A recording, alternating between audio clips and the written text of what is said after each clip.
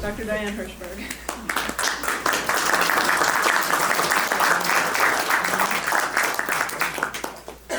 So, good morning, and thank you for inviting me to be here today. It's a real honor, and also it's really good for my soul, and kind of going back and pulling together work that in some cases I haven't been able to do lately because I'm now an evil administrator at the university, and so my research has shrunk and my bureaucratic head has grown enormously. It's also wonderful to be here in the Keynote, to be here at this beautiful campus. It's been way too long since I was last on this campus.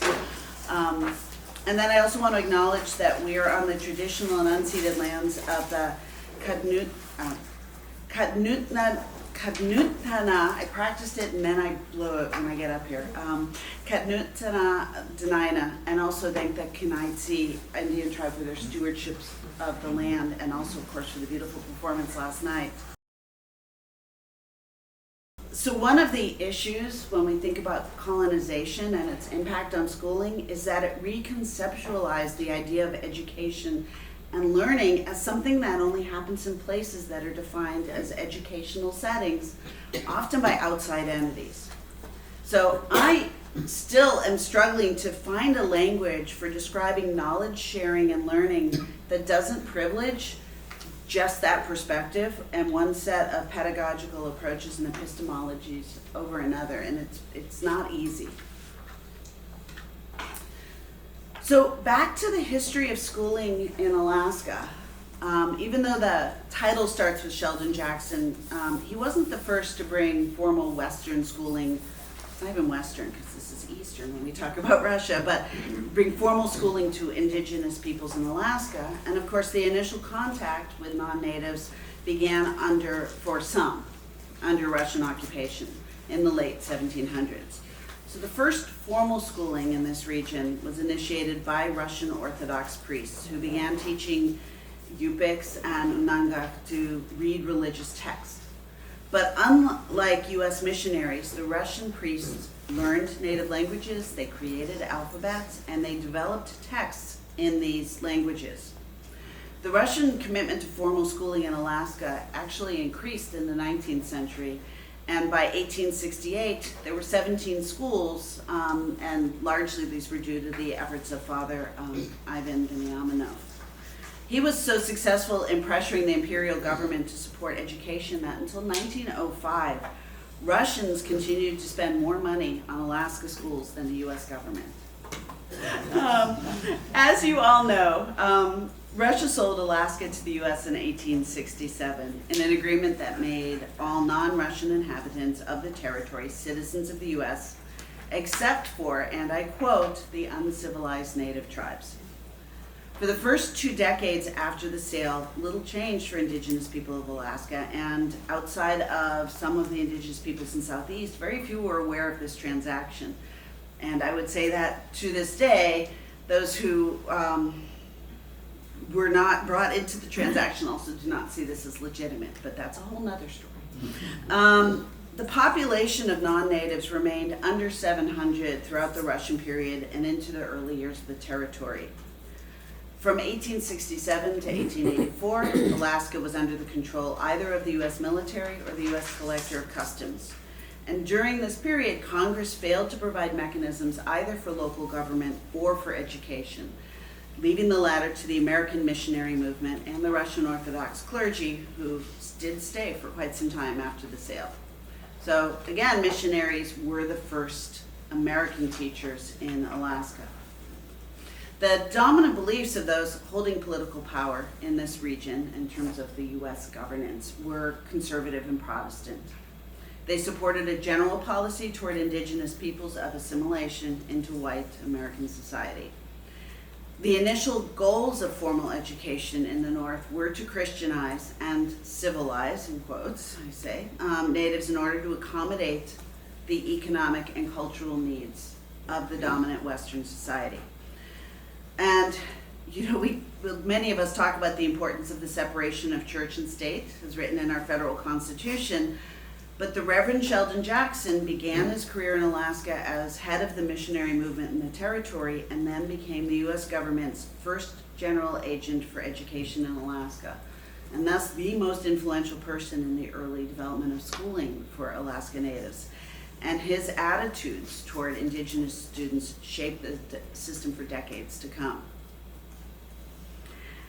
As Alaska's territory's first general agent for education, Jackson promoted educating Natives to forget their home lives and, in his words, moral as well as intellectual instruction. He stated that he wanted the schools in Alaska to, and again I quote, provide such education as to prepare the Natives to take up the industries and modes of life established in the states by our white population, and by all means not to try to continue the tribal life. In 1884, Alaska became a judicial district of the United States. Congress, in passing the first Organic Act that established this judicial district, decreed that the Secretary of the Interior provide education for school-aged children without reference to race, and then appropriated very limited funds for this purpose. But because there were not sufficient federal funds to establish and maintain schools in Alaska, Reverend Jackson, who was then the general agent for education in the territory, was given permission to use mission schools and contract with missionaries to teach in the government-funded schools. So the early development of formal education systems under U.S. rule was influenced both by the Presbyterian Church, which controlled most of the early schools, and by the effect of the great distances within Alaska and between the territory and the federal government. So by 1888, there were 13 government schools in operation via contracts with Catholic, Moravian, Episcopal, and Presbyterian missions, and 3 more elementary schools opened over the next couple of years. So it's important to note here that as we think about this history, the whole idea of public schools in the U.S. was still evolving at the time that Jackson was developing schools in Alaska. The purpose of education was and remains contested in terms of whether public schools in particular are meant to prepare the workforce needed to support the economy, or whether they are supposed to give every child a broad liberal education that can potentially lessen social and economic inequalities. There's a long history of those debates over the years. But Jackson and other missionaries brought with them a very specific notion of schooling that was clearly grounded in structures developed elsewhere in the U.S., especially the philosophies and approaches of what were called missionary schools that were for indigenous students that started in the mid-1800s in the contiguous states, explicitly to assimilate students and destroy indigenous cultures. And this is an important point because I'll talk about a little bit later. Here we sit 150 years later looking at how do we make our schools more culturally responsive and culturally grounded. And we also know that traditional educational practices of the first peoples of this land, those that we were replacing in schools, they actually work better, not just for indigenous students, but also for learners from a broad array of backgrounds. There's strong evidence that place-based education, grounded in the environments and cultures of the places where we live, is often more effective and meaningful than pedagogical practices and curricula that are imposed from someplace else. So this is, something that we think about a lot, and I know, again, there are people in this room who've been involved in those efforts to build place-based curricula, and yet we are pushing boulders uphill against a system that was started more than 150 years ago with the intent to get rid of what we're trying to do now. So also, even as I argue that Jackson's attitudes about the identity of indigenous peoples in Alaska impacted how he thought about schooling, I also need to point out that how he thought about indigenous peoples, how he constructed them as a racial group during his tenure, did change. So when he started out, he talked extensively about indigenous peoples in Alaska not being related to indigenous peoples or Indians in his language elsewhere on the continent. So one of his quotes is, this native population, perhaps with the exception of the Tine, is not Indian, because many of them are uncivilized. Popular opinion, without giving the matter due consideration, has frequently classed them as Indians. This is a mistake. The U.S. District Court for Alaska has affirmed they are not Indians. They can sue and be sued, make contracts, go and come at pleasure, and do whatever any other person can do lawfully. Jackson further argued, again, his words, that the best known of the natives have as their highest ambition the desire to build American homes, possess American furniture, dress in American clothes, adopt the American style of living, and be American citizens. Jackson's construction of Alaska Natives as being different from Indians was shared by other prominent policymakers in the territory. Governor A.P. Swineford, who was the governor of Alaska in those early years, wrote in his 1885 report to the Secretary of the Interior the following: "The native Alaskans, as a rule, are industrious and provident, living in permanent and substantial homes, and are all self-sustaining. These people, it should be understood, are not Indians. Their appearance, habits, language complexion, even their anatomy mark them as a race wholly different and distinct from the Indian tribes inhabiting other portions of the U.S. And I'll say, some of you have probably seen some of those studies that were done over the years with measuring, people's the size of their heads and other things to try to reify these concepts of race and what it means to these different peoples. And that was something that was very, very strong in the attitudes of people that were coming up to Alaska and working with indigenous folk in the lower 48. So Swineford goes on to say, they yield readily to civilizing influences and can, with much less care than has been bestowed upon native tribes elsewhere, be educated up to the standard of good and intelligent citizenship.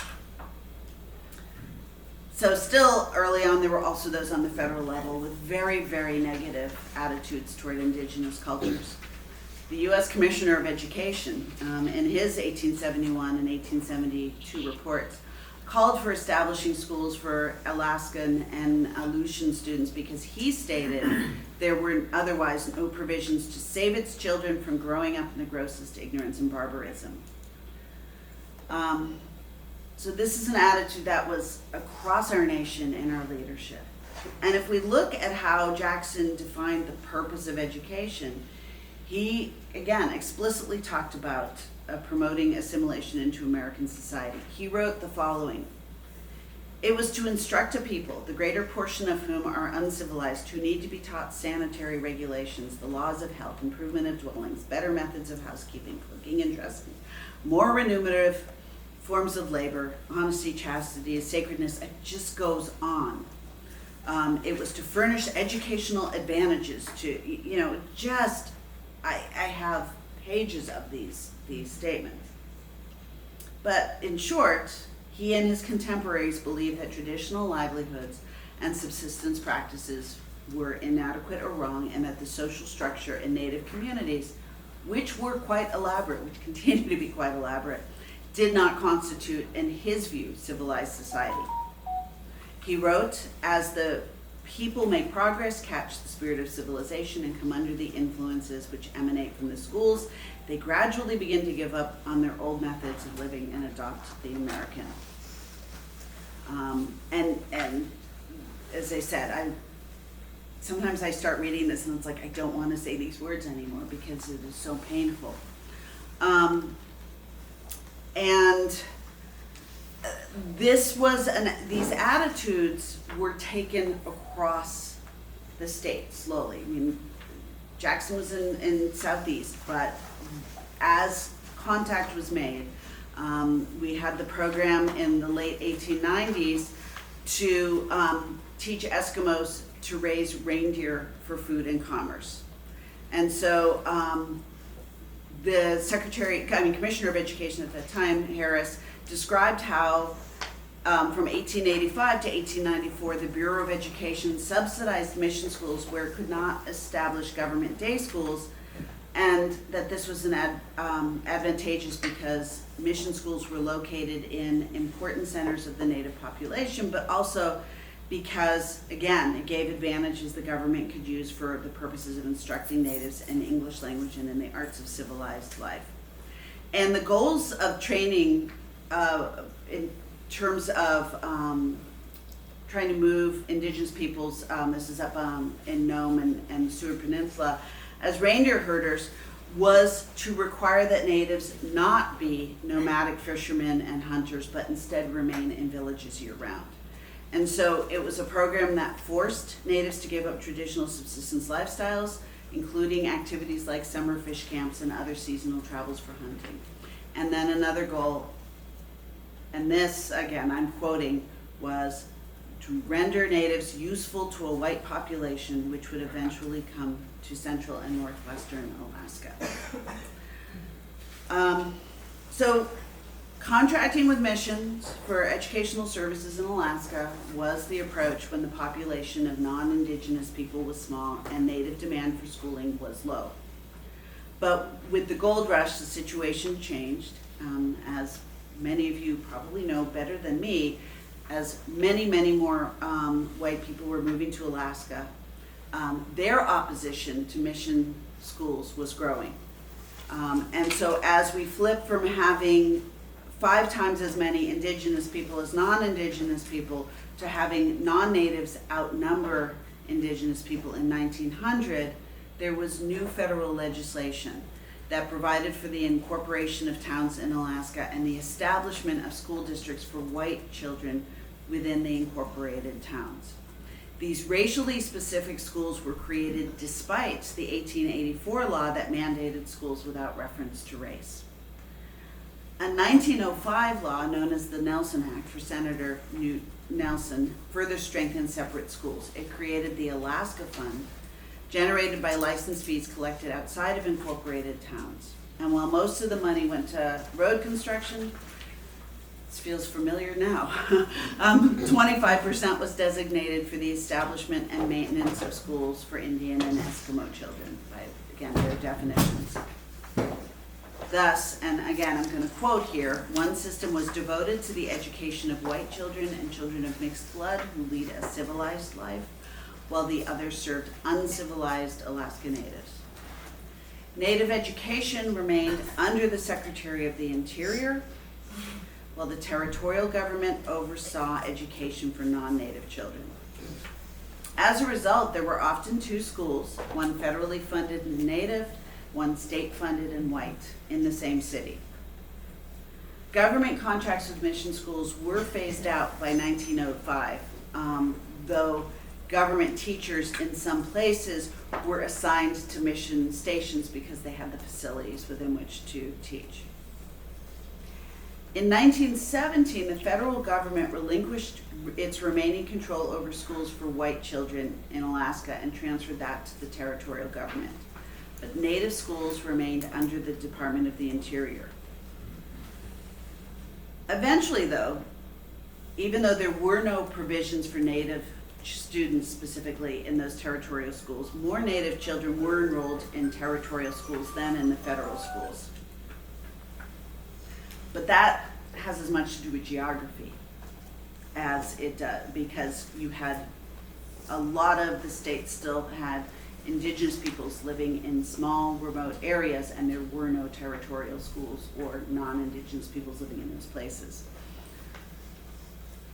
After the federal government assigned responsibility for white schooling to the territory, the first Alaska Commissioner of Education expressed his objections to having indigenous students in the same schools as white students.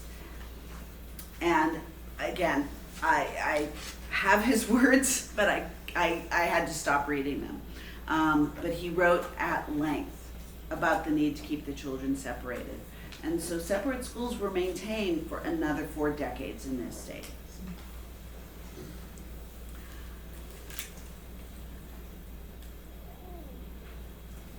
So Alaska's Native student education policies reflected general attitudes toward indigenous peoples throughout the U.S. and its territories. Forced assimilation was seen as the principal means of controlling Native peoples in the U.S. at the end of the 19th century. And that included a policy of eradicating Native languages and religions and Americanizing Indians.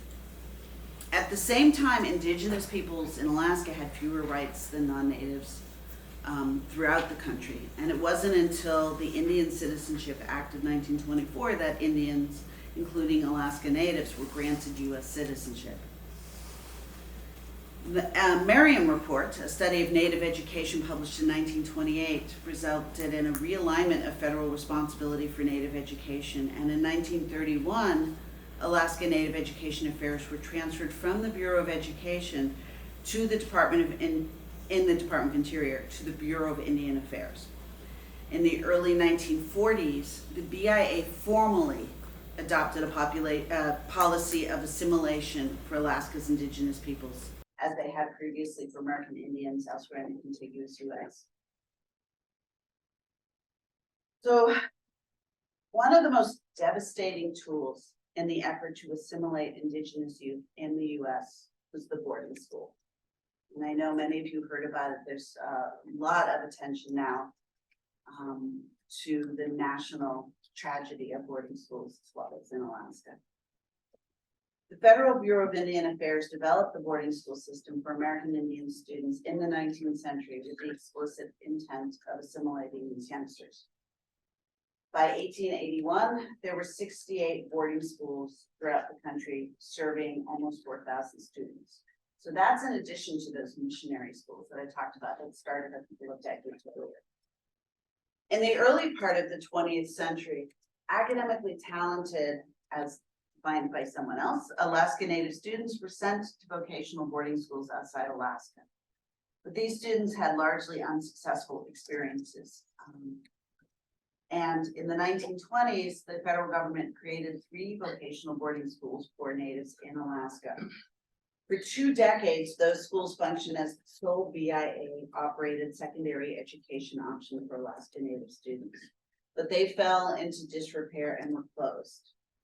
In 1947, the BIA opened a single consolidated boarding school in Sitka, Mount Edgecombe, in a facility that was given to the BIA by the Navy. World War II, of course, had a major impact on Alaska. We had over 150,000 armed forces stationed in the territory, and many stayed after the war. So between 1940 and 1950, Alaska's population grew by 2/3.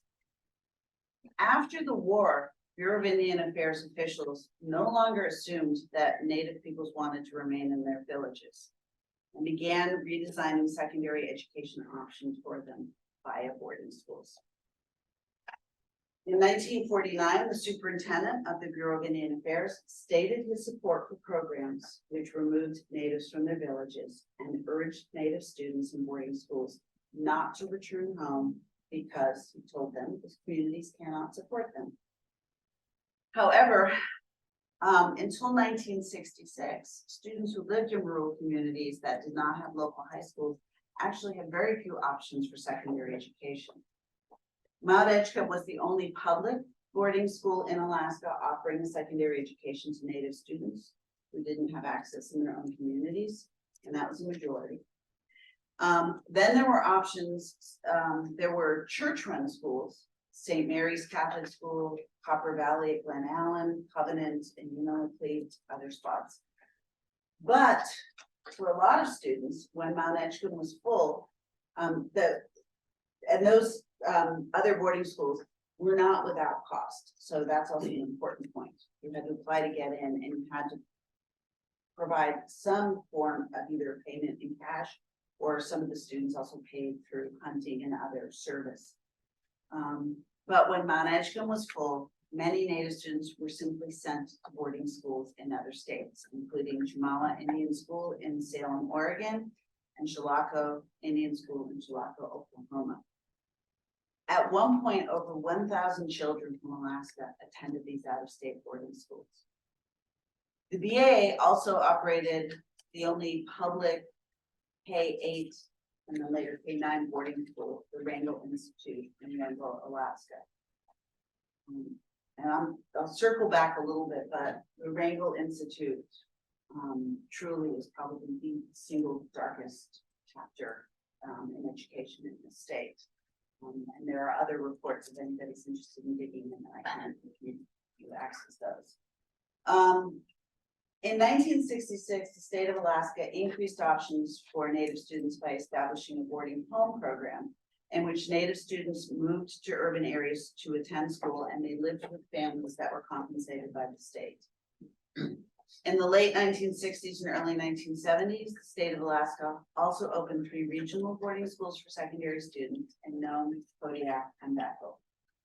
Smaller community boarding home programs and foster care programs offered a couple more alternatives for some indigenous students. And again, do have a report, and I'll talk a little bit about it here, but that is available if anybody's interested in learning a bit more about these schools specifically. Alaska became a state in January 1959, and the state constitution declared that the legislature must maintain a system of public schools which is open to all children in the state and free from sectarian control. Subsequently, there were 2 government reports in Alaska that called for consolidating white and Native schools, one from the state and one from the federal government. The latter also called for changing the overall purpose of schools to make them meet the needs of natives. In the mid-1960s, a state-operated school system was implemented to manage rural schools centrally, but there was a lot of unhappiness with that system. And at the same time, of course, indigenous peoples began exercising greater political power in our state. The 1960s saw the creation of the Alaska Federation of Natives and the beginning of challenges to state and federal control of native lands, coinciding with the discovery of oil fields in Alaska. These circumstances eventually resulted in passage of the Alaska Native Claims Settlement Act in 1971, which was, of course, a very critical act for Alaska's Native persons. Newly empowered indigenous peoples lobbied for a change in the structure of rural education.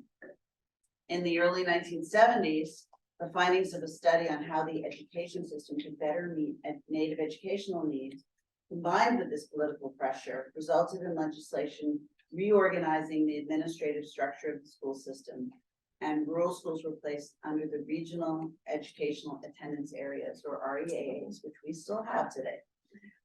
Rural Alaska was divided along regional, ethnic, and geographic lines into, at that time, 21 autonomous school districts, and a couple more were added, each with its own locally elected school board of directors charged with making local policy. But the legislation that created REAAs did not address federal BIA schools. Instead, those schools gradually closed under various circumstances. And the last one shut its doors in 1980.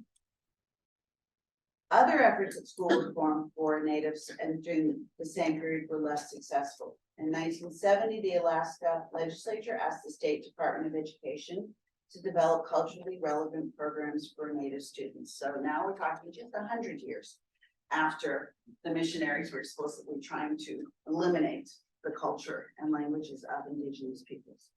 But there was also the encouragement in 1970 for teaching Native studies to all students. We have that now in the UA system as of a couple of years ago. So we're still not there. And then in 1971, a report by the Alaska Governor's Commission on Cross-Cultural Education pointed out the need for curriculum reform to meet the needs of Native students, but little resulted from any of these efforts. And of course, until 1976, high school age students from small rural communities had to leave their communities in order to continue their education. A succession of lawsuits was brought by Native communities to try to force the state to provide secondary schooling in villages. And in 1972, attorney Christopher Cook, that name should be familiar, the next talk that's happening at the museums in Anchorage. Attorney Christopher Cook filed a class action lawsuit on behalf of Alaska Native children in villages lacking secondary schooling. That, of course, became known for the name of the 15-year-old girl whose name was first on the list of plaintiffs, Molly Hooch. The Alaska Supreme Court remanded Hooch versus Alaska State Operated School System for trial on the claim that the state's failure to provide local high schools in Native villages constituted a pattern and practice of racial discrimination. Plaintiffs showed how predominantly white communities received high schools, while Native communities, even ones that were much larger than the white communities, were required to send their children to boarding schools or homes. That suit was actually unsuccessful. But state policymakers with new oil money flowing into the state decided that there were funds to create a system that would allow students to attend school in their home villages. So after years of negotiations, the state and the plaintiffs reached an out-of-court settlement. Under the Twieflik versus Lind consent decree, the state of Alaska agreed to build a system of village high schools serving any community with 8 or more, now 10 or more students, high school age, and now just 10 or more students. Within 6 years, the state implemented newer expanded high school programs in over 100 villages, and in 1989, a judge terminated the settlement, ruling that the state had fulfilled its obligations under the settlement. But when public schools for secondary students were established across the state in the mid to late 1970s, Alaska Native students continued to be educated in schools structured just like those from the Midwest. We still have, right, we still get out of school in May so that we can go farm. And we still go back to school in August or September, regardless of when we want to hunt. Moreover, while it's been nearly 50 years since the last of the mandatory boarding schools in Alaska closed, the impact of those schools continues to be felt across the state, not just by former attendees and their descendants, but by anyone who works in schools across the state. Removing students from their home communities to attend residential schools has a devastating impact that we're now only beginning to understand fully. So almost 20 years ago, colleagues and I began conducting some of the first research on the lasting impact of boarding schools. And I will say, when we started this work, there were Indigenous leaders who said, no one will talk to you, we're not ready. Happily, people were ready to start talking. And a lot of people we talked to said, I've never told this to anyone, which means they didn't tell their children. They didn't tell their siblings. And even in that early study, and I am not a psychologist, it was really clear what that meant in terms of this not having been shared broadly. We interviewed a relatively small sample of 60 individuals who had attended boarding schools or participated in the urban boarding home program from the late 1940s through the early 1980s. And the experiences varied enormously between the schools and also within the same schools. So we did have a number of respondents talk about good experiences in boarding school programs. But when we look more closely, we found a lot of contradictory or conflicting statements in those interviews. So people would talk about both good and bad. So for example, there were people who told us they enjoyed their experiences in schools and then described their inability to maintain long-lasting relationships, their distress at losing their first language, or the difficulties that they saw others endure in their schools. And then there were people who told us about profound abuse or neglect in the schools, and yet described how they really loved certain activities, cheerleading or music classes. But particularly at the Wrangell Institute, as I said earlier, and in the boarding home settings, right, where we're taking children out of their homes and putting in somebody else's house, we heard truly devastating tales of physical and sexual abuse, and also about suicides that obviously are directly related.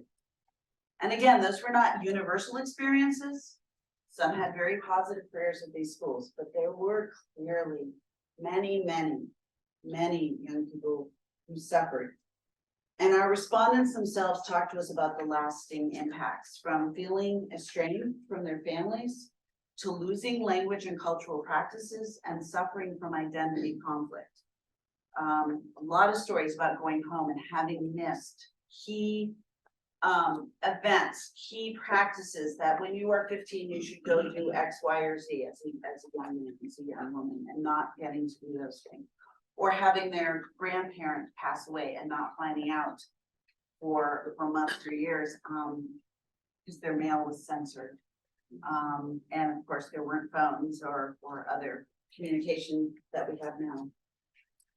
The loss of culture, identity, language, and traditions among those who attended boarding schools also contributed to a breakdown in the cultural fabric of rural communities themselves, as well as greater alcohol and drug abuse in the community.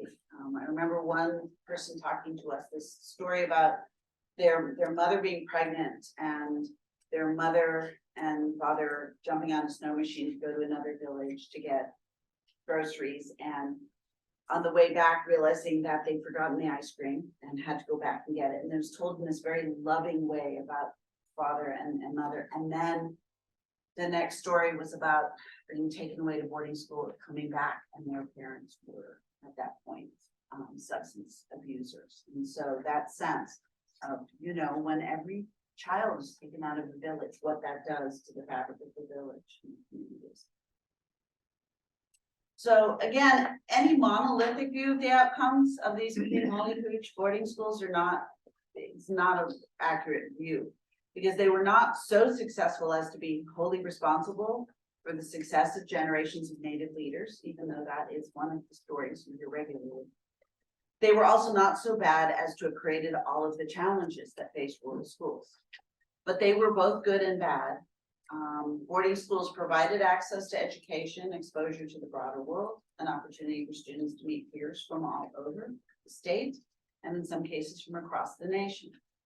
But they also created settings in which some students were subject to severe abuse and contributed to enormous loss of culture, language, and cultural continuity across the state, and indeed across the circumpolar north. I was talking with some people earlier today that what we did in Alaska influenced what happened in northern Canada, influenced what happened in Greenland, influenced what happened in the Scandinavian countries, the Sami people. So this really was a cultural project of assimilation and colonization that extends across the north, and unfortunately still continues this day, and especially in Russia. At least when we still were able to talk and know what was happening in Russia. So again, the educators in the schools were, for the most part, doing what they believed was right. I mean, it's also important to think about when I talk about we are products of a place and time. Let's say this with the exception of those who intentionally engaged in violent and predatory behavior. And again, that continues to happen today. We unfortunately see this at big universities as well as in their schools. But most of the adults in the boarding schools were acting according to what was at that point considered acceptable practice. And again, we now know the importance of maintaining indigenous cultural practices and languages in our state, of using culturally appropriate curriculum and pedagogy in schools, and of partnering with families and communities in our schooling institutions. But in the 1950s and 1960s, non-Native educators were working within paradigms that assumed that non-majority cultures were deficient. And it was not really until the 1970s and 1980s that this mindset began to be challenged. So when we start bringing that forward, the legacy of abuse and in the boarding schools and the mission schools has resulted in multi-generational trauma.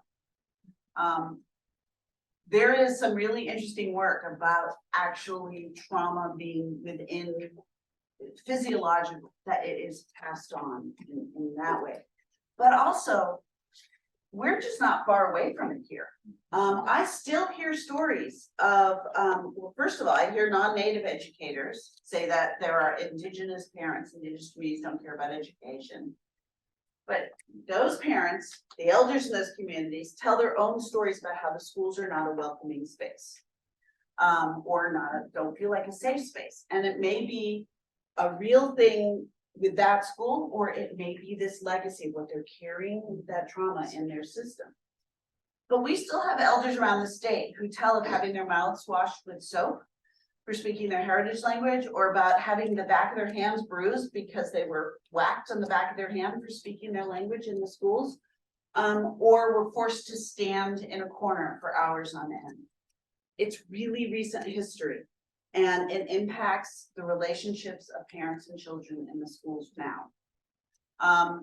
And because yes, we have a new generation of parents and students and educators, but you're carrying forward the psychic and genetic scars of the abuse that was endured by their recent ancestors. And schooling itself carries that structural piece from back in those days. So I'm going to talk now a little bit about what I mean by schools today reflecting the colonial system that Sheldon Jackson and his contemporaries developed. One carried through the residential school era to today. And some of that is as simple as looking at how schools operate day to day. And again, interrogating what some of us may take for granted. The pedagogical methods we employ, the curriculum we follow, the language of teaching and learning, the physical structure of the schools, and the school calendar. These are all things that come from elsewhere that reflect a system conceptualized really far away in some cases. So I'm going to talk a little bit more about that specifically in a moment. And also to step back and say, I'm not saying we don't have local control over our schools, but we don't have locally developed school structures, and we don't necessarily have people who are in positions of power having a vision for what it would look like to do it differently. So most of you are probably familiar with our system, but it's almost all Indigenous students, both in remote villages and in Anchorage and other urban areas, are educated in public schools that are largely dependent on state funding. In Alaska, the Bureau of Indian Education doesn't operate any schools. It's not like for tribes on reservations in the lower 48. But there are BIA-funded programs within public school districts. There's federal Johnson O'Malley Act money, which is pretty dinky, that provides support to Indian students in public schools. And we do still have options for rural and urban students to attend boarding schools. Mount Edgecombe was closed by the BIA, but reopened by the state as a state-operated regional high school. With a incredibly strong curriculum and but a focus not so much on Indigenous cultures and knowledge, but actually on the Pacific Rim focused school. We also have several school districts that operate regional boarding schools that have different focuses, with Nenana, Galena, up in Kotzebue. And students still choose each year to leave Alaska, and they can go to Chemawa still. Or of course, people enroll in non-native boarding schools around the country. Alaska state government delegates responsibility for the daily operation of schools to either local school boards or the REAA school boards, and they make policy affecting programs of local schools within the confines of state law and regulation. And the state currently supports schools in any community with at least 10 students, though every few years we have this conversation about should we go back to only supporting schools if there are 25 children. I finished the draft of the boarding school study as when Shirley Holloway was president of the school board, the state school board, and the commissioner at that time brought forth a proposal to raise the minimum to 25, and she stood and yelled at him because I presented the day before the discussion, and she said, didn't you listen to that? We can't forcibly take children away from their families, but it keeps coming up. All organized and first-class cities outside of boroughs must operate a school district. In areas that don't have boroughs or first-class cities, then we have the REAAs, and they're hugely different in size. You have one village, one school sites, like Kashunamut and Cheevac. You've got small districts with just a few schools as Upiat, and then you've got Lower Kuskokwim School District with 27 schools and 23 villages spread out over 22,000 square miles. But again, and no public schools are privately operated. And when I talk about schools failing students, this is why. And I'm going to read some data that's very recent, and we have to know everybody's achievement went down after COVID. But the gaps have not changed, whether achievement's going up or going down, whether graduation's going up or down. So last year, there were about 128,000, just over 128,000 students in the state, and over 500 public schools. Indigenous students are about 21% of the population statewide, not including the significant number, 12% of students who identify as 2 or more races. Many of those are Indigenous and of course, when you get out to the north, the west, and the southwest area, there are school districts with 76 to 98% of the students are Indigenous. But statewide, Indigenous students drop out at almost twice the rate of all students taken together. And they perform more poorly than the overall population on what are flawed, certainly flawed, standardized measures of proficiency. Though again, also across the board, Alaska students do not perform that well when compared with peers in other states. There's also a cultural piece to that, because whether Indigenous or non-Indigenous, Alaska do grow up a bit differently. But that said, in academic year 22, 29.5% of all students across grades 3 to 9 that took the statewide English language art proficiency test scored as advanced or proficient, while only 8.75% of Indigenous students scored as advanced or proficient. And in math, it's even worse. Just under 23% of students across the state scored as proficient or advanced, and Indigenous students were about 6%. So again, we know we had that learning drop off. Those numbers are all about 10% lower than they were before the pandemic. We also keep changing our tests.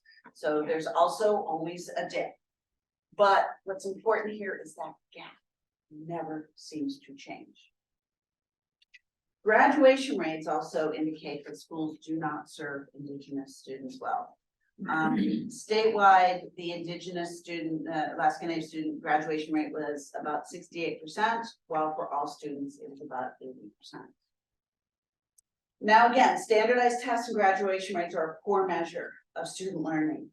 And it's also not possible for us to unpack whether students are not taking exams seriously or not going to school as an act of resistance. You know, when some people look and they say these students aren't showing up or they're misbehaving, well, if you feel like the school does not represent you, if you feel like the school does not teach your culture, then maybe the way you behave is saying, I'm going to respond by also not taking this culture seriously that you're trying to put onto me. And so I think that's a point that it's really hard to unpack, but it's a really important thing to acknowledge that some of these students, because we know there are a lot of students who don't complete high school and they go on to brilliant careers. Clearly they are brilliant. We're just not figuring out how we harness that in the way that we run these institutions. So again, our schools and rural areas are mostly not culturally responsive. There's little parent or community involvement.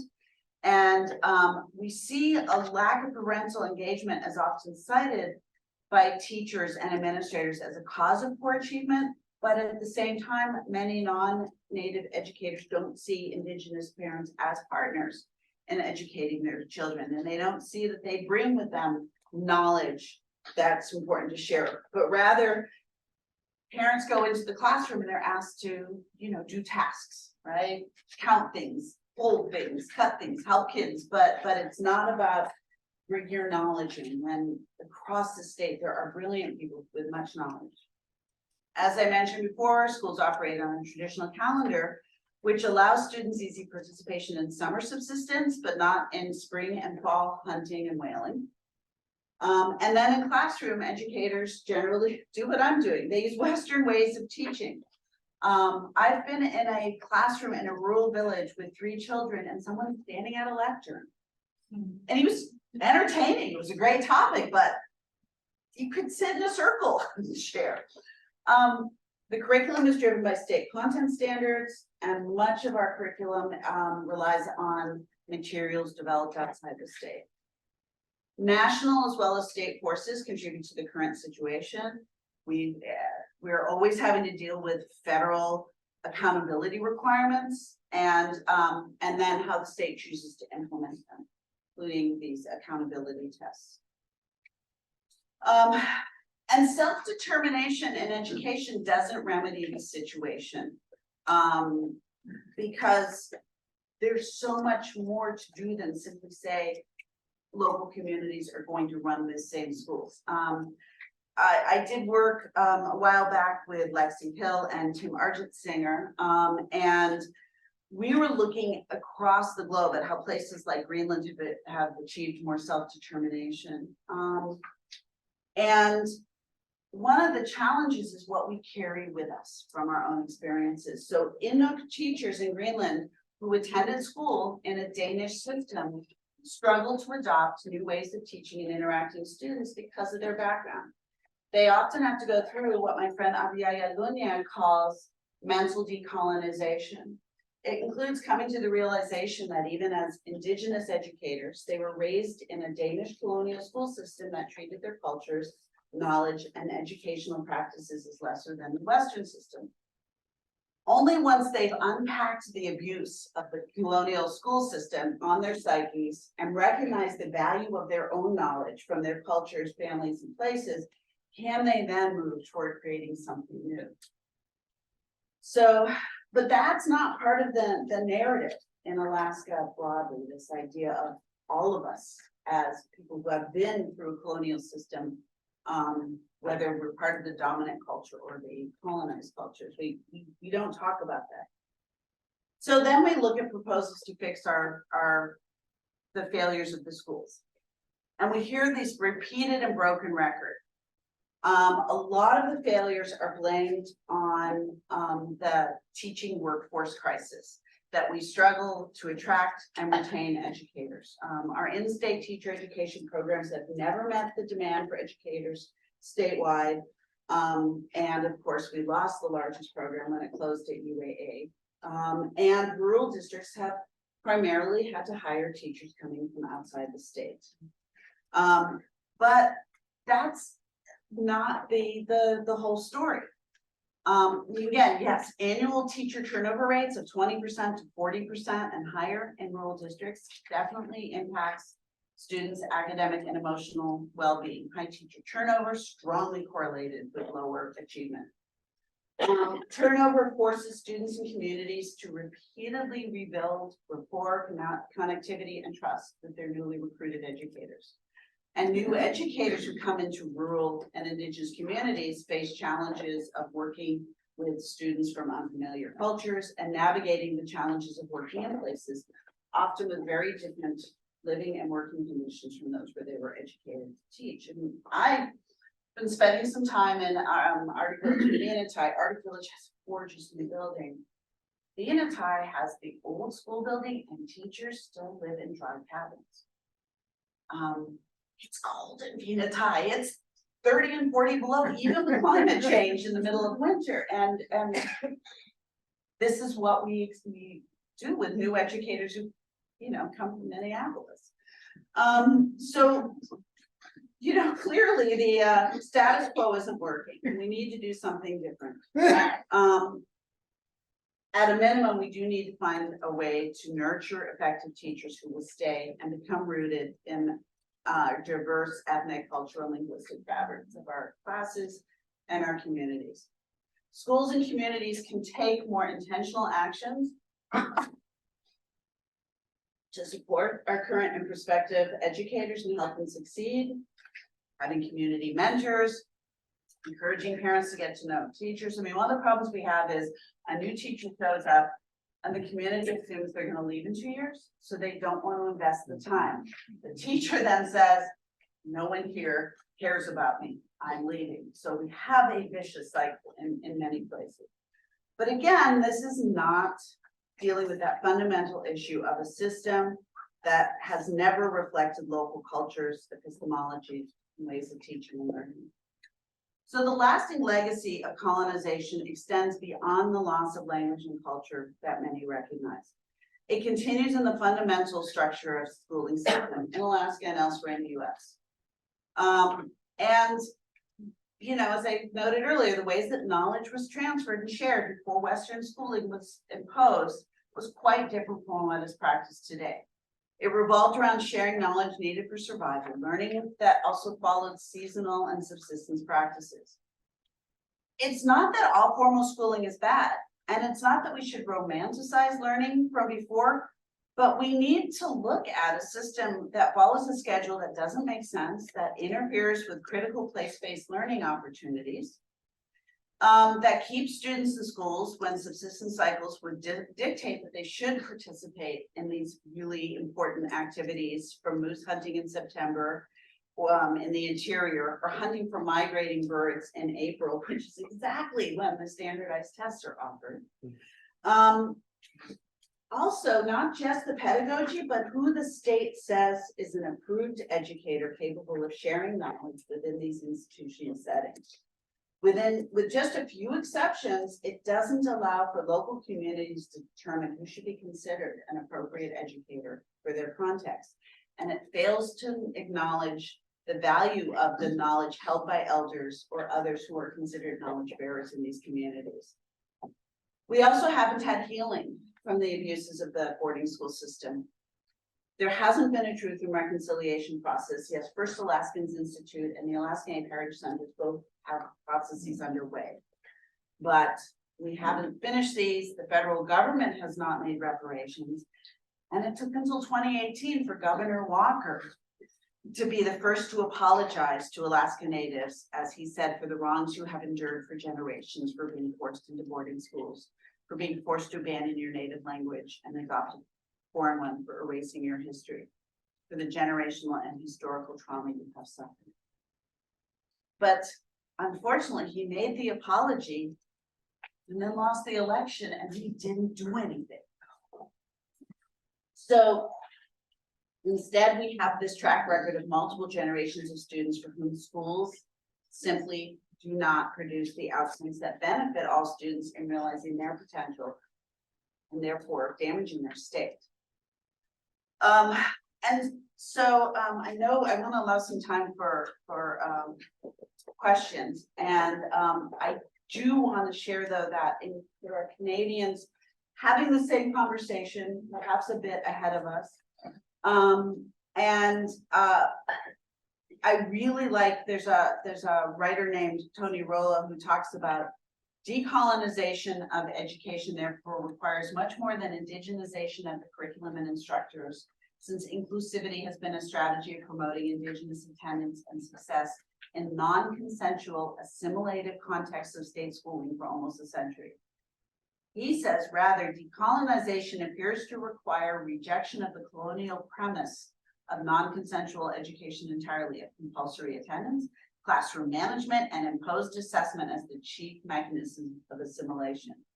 The only way to achieve the goals of an education system that repudiates colonial pedagogies and practices is with an education system that is developed and managed by particular Indigenous communities according to their particular traditions and needs.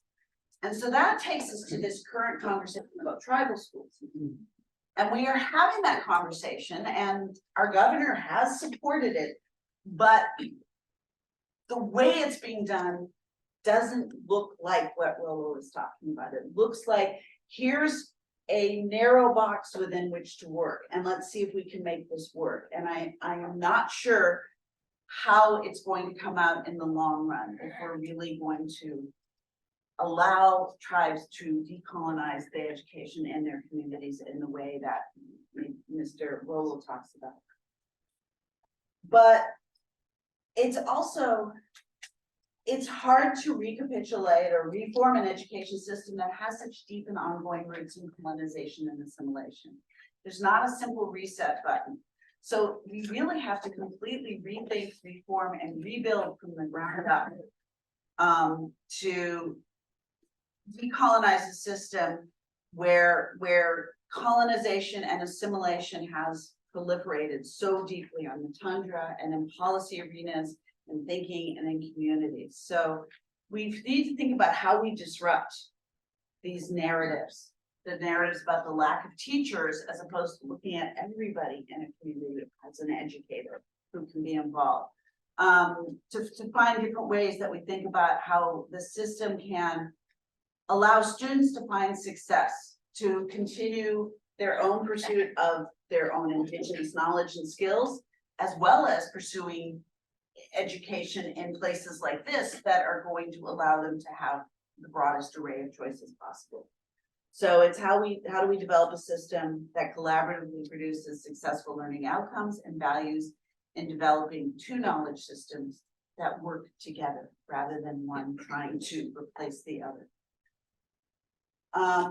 And so I'm really just I'm gonna jump ahead, and we can always go back with questions. Again, fixing our school system means understanding why it is failing and acknowledging the ongoing impact of this colonial project and accepting that a radical transformation is needed. And really, schools need to belong to their communities and reflect their communities and not look like schools from thousands of miles to the south that operate within entirely different contexts and cultures. So I'm not arguing to eliminate Western schooling. Young people need to have a choice when they reach adulthood of being successful where they choose to be, whether it's in their home village, at a university, or working at a job 50, 100, or 3,000 miles away from their traditional home. Some are going to argue against the state relinquishing control of rural schools to tribes and local communities, but given that little progress has been made in fixing school issues and the multi-generational impacts on rural communities and students from decades of a system that created deep and costly failures, shifting the locus of control is likely the only way to achieve needed changes and outcomes. But if tribal schools are to succeed, then we have to provide scaffolding and resources so that communities can enact genuine self-determination. We are really at a key inflection point in our state, in our nation, and given the existential threat we are facing with climate change across the globe. So maybe this gives us the opportunity to try something different, but we cannot squander this chance.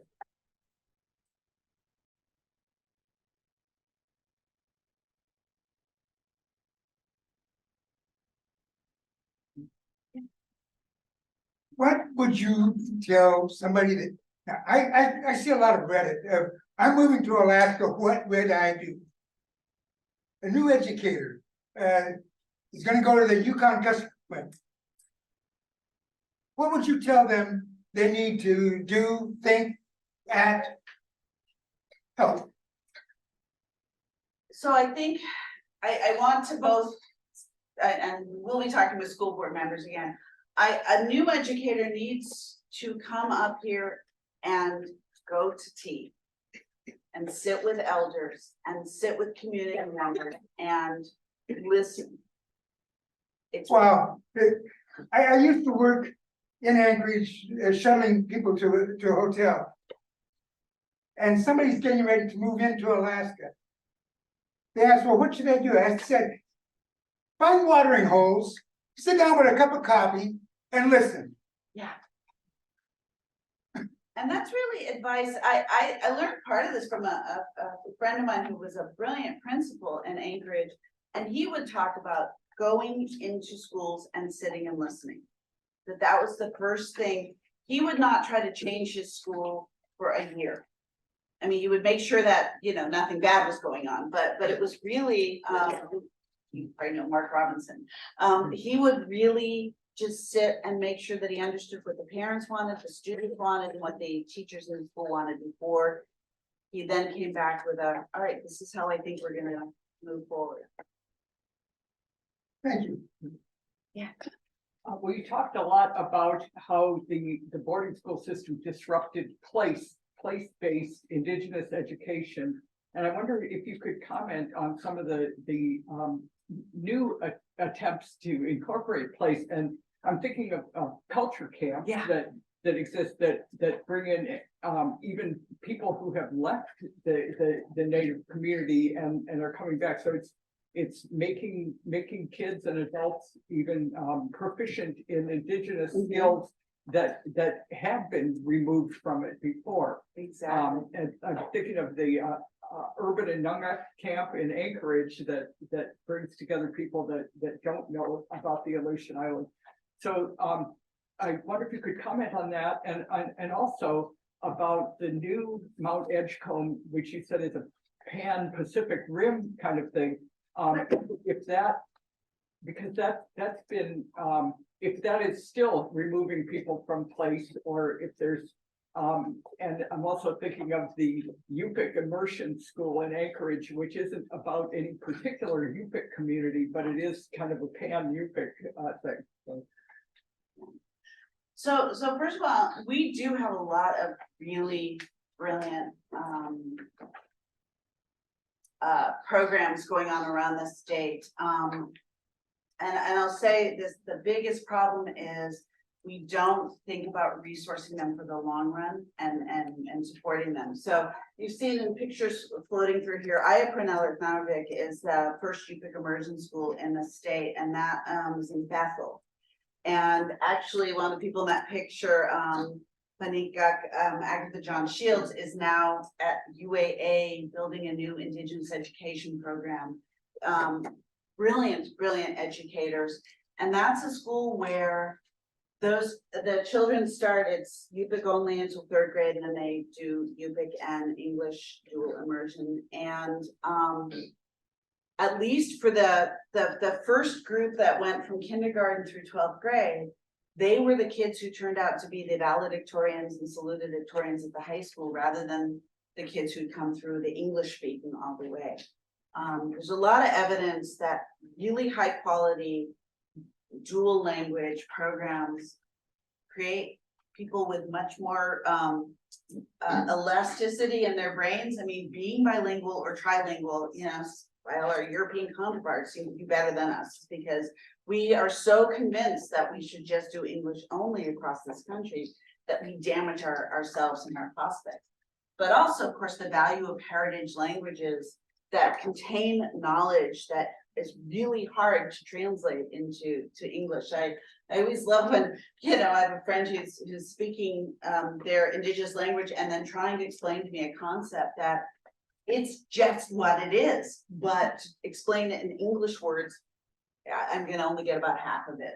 And, you know, unless I go out on the land and learn how that word works in the place. We've had so there's Ayapranalartnavik, that's the old building in Fort Byrne. You have a new building.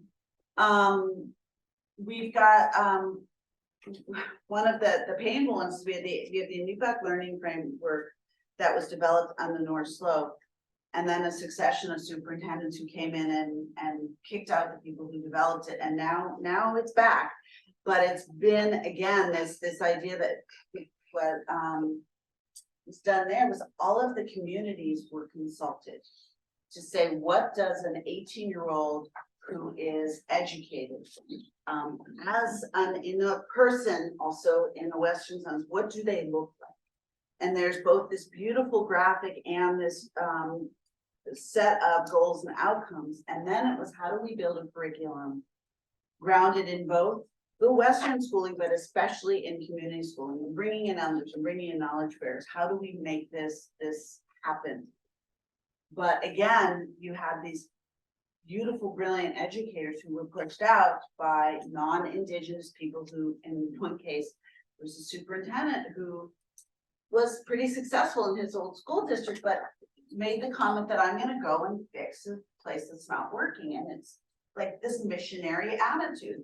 I'm gonna go fix your schools for you, rather than what does it mean to build on the strengths of your community to make the schools work better for all of the children in it. So the culture camps are really valuable. The hard thing is do we infuse the knowledge from the culture camps into the day-to-day learning experiences in the schools? And that's a really big challenge.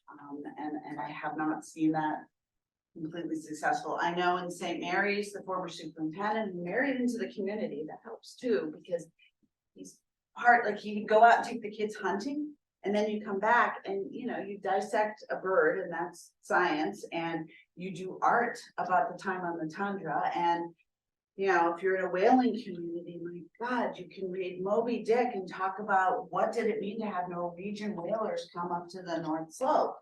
And have the kids write the stories of their elders about whaling. There are many things that are happening, but the state as a whole,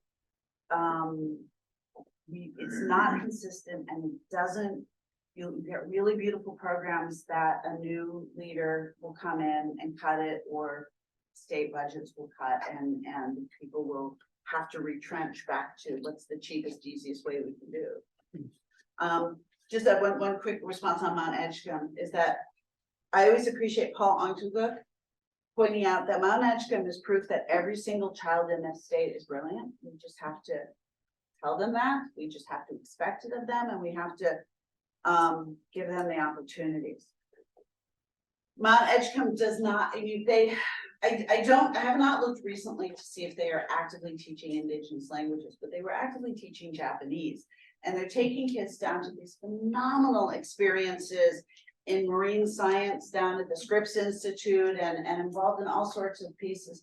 But Mount Edgecombe, it's serving students from across the state. You don't have to be Indigenous to go there, and it is not an Indigenous grounded curriculum, but it's a really important option. You know, mandatory forced boarding schools are horrible things. Children in this state need options, whether they need to get out of communities. We interviewed a bunch of recent Mount Edgecombe graduates, and there were some who talked about the racism they were dealing with in their communities, and it was both Indigenous students talking about racism and non-Indigenous students talking about the problems they had when they were the kids of the white teacher in the community and what they faced. So Mount Edgecombe serves a lot of good purposes, and it's more that if all those kids can do so well, why aren't we finding ways to help all the other kids who didn't do home do well? Yeah. I had the privilege of living in Koliganek. It was a great experience. I was there for 4 years. My wife taught there for 5. And on that cultural aspect, one of the challenges I saw that it seemed to be heartbreaking for a lot of the elders and the older generation is, the younger children, they're exposed, to the internet and TikTok, and they're focused on basketball. And so that's a real challenge with that, that cultural. And I think this is, kind of a process of what you talked about, where I almost see it as almost an identity crisis for a lot of the young kids, because they've got kind of, they want to have one foot in the, the older culture, but they have that challenge with, being exposed to all the new stuff. So maybe you could speak to that. That is definitely a considerable issue. We've got a halted, thank you, COVID project that we need to get back to on youth issues across the circumpolar north, and we hear these stories. It's the same thing in Greenland as we heard from youth in Kotzebue, that when you leave your home community and go into the urban areas, you're too country, you're too rural, there's different ways that it's described depending on the state or nation you're in. And then when you go back home, you're too city, you're too urban, and not finding, and we always talk about kids walking in two worlds, but there are young people saying, we don't want this to be two worlds. This is our world. Our world is all of these things coming together, and how do we find a space that acknowledges that? And I think about the drumming we watched last night, because those young people are clearly into it. But I'm sure they also walk out and are on their cell phones, and I think if we work with them to say, how do we make this make more sense? I think they may have the answers that we, as we're all most everybody in the room is not a digital native, right? So we're learning what it means to be in this environment, whereas they're growing up in it. And it's also people that are taking those digital tools and indigenizing them.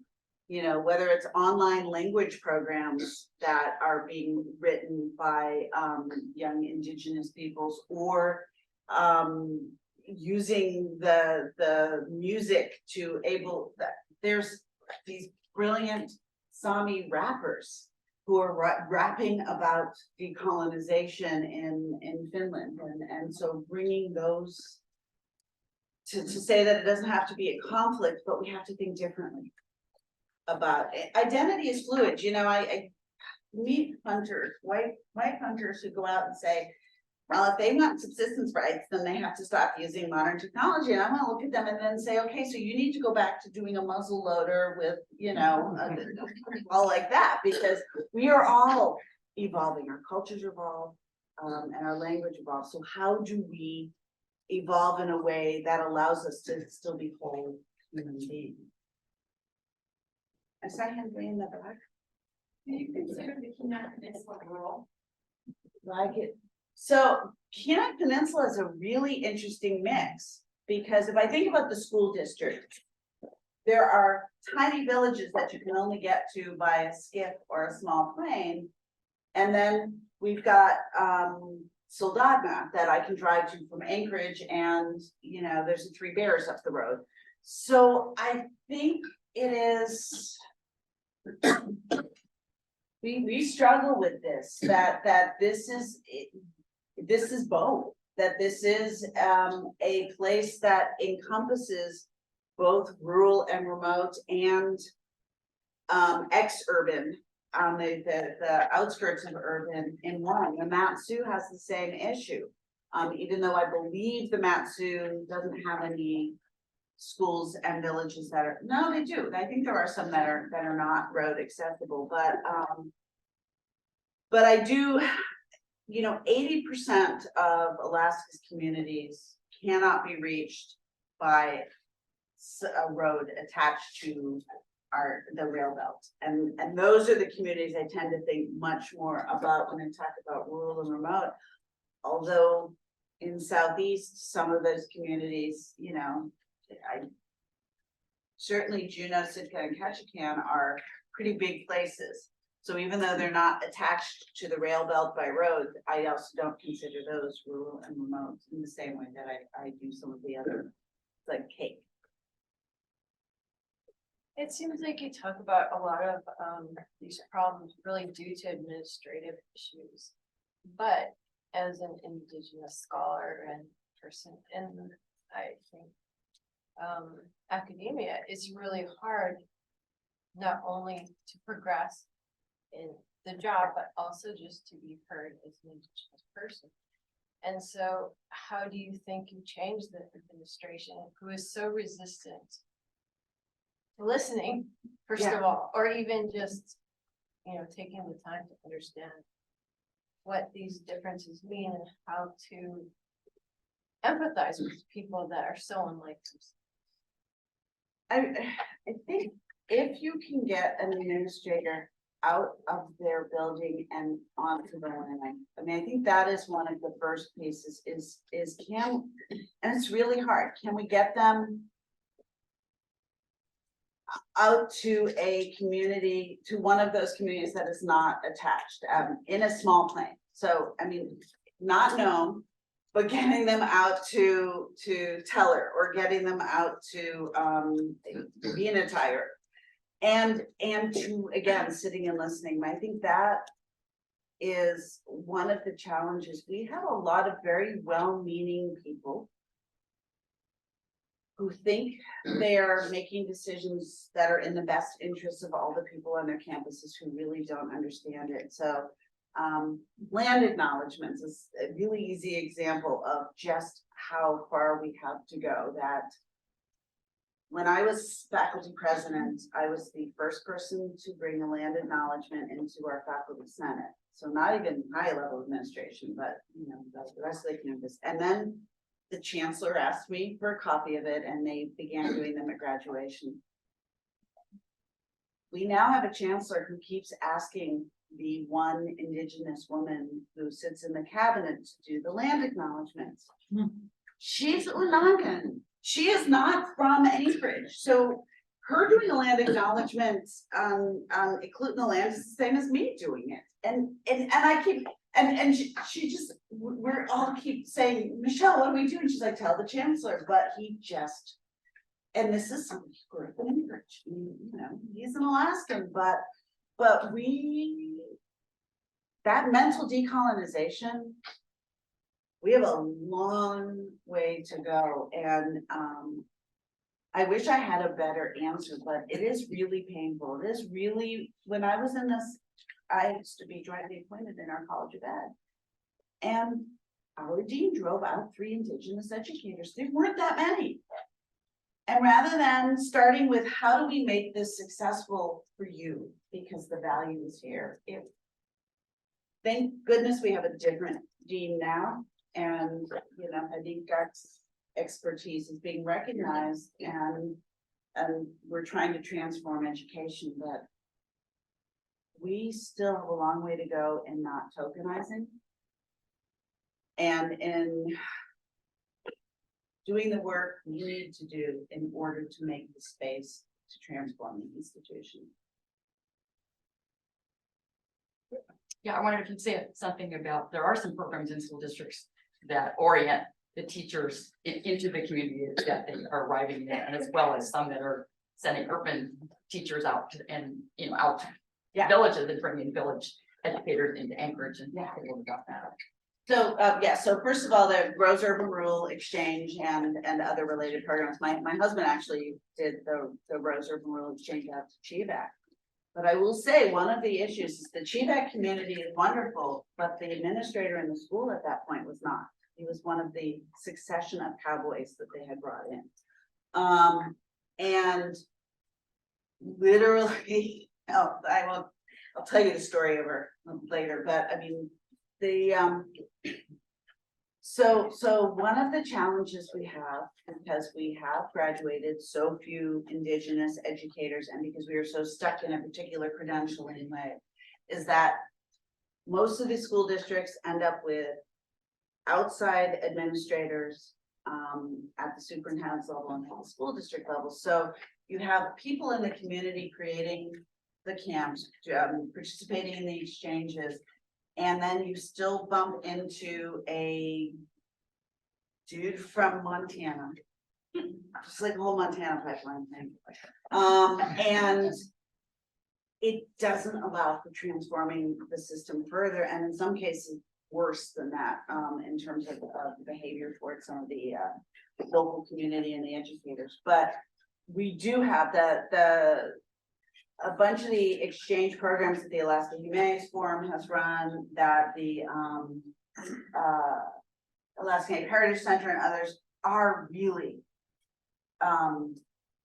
profound experiences. And we used to have a program, the Alaska Partnership for Teacher Enhancement at UAA, where we brought teachers out to rural communities and they went out on the land and we did place-based education. And when we did a focus group to find out about the meaning of it, particularly those who went to Cheevac and worked with John Pingaiak, the teachers cried. They cried because it had changed the way they thought about themselves, Alaska, and their students, and they found ways to reach their students that they hadn't had before. So those are really important. Diane, you've got an online question, and I think we better make that the last one. Okay, great. Okay, it comes from Jim Magdans, and he asks, what are your thoughts on the state tribal compact schools program? So the state tribal compacting right now is a bit of an unknown. I know they're doing it as a pilot. One of the frustrations was that the application process wasn't necessarily that accessible for all of the tribes that wanted to do this, and we limited it to 5. The legislation, the first legislation that was written was really like an enhanced charter school, not a genuine throw the baby out and build something new. I believe right now that the approach is fairly open for those tribes that were selected to participate in it.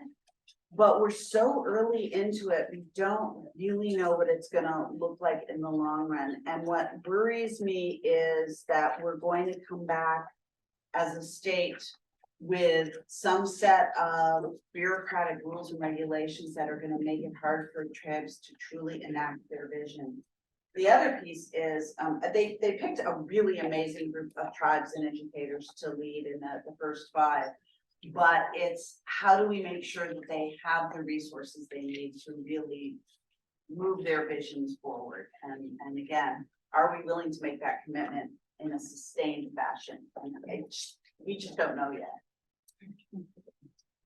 Thank you very much.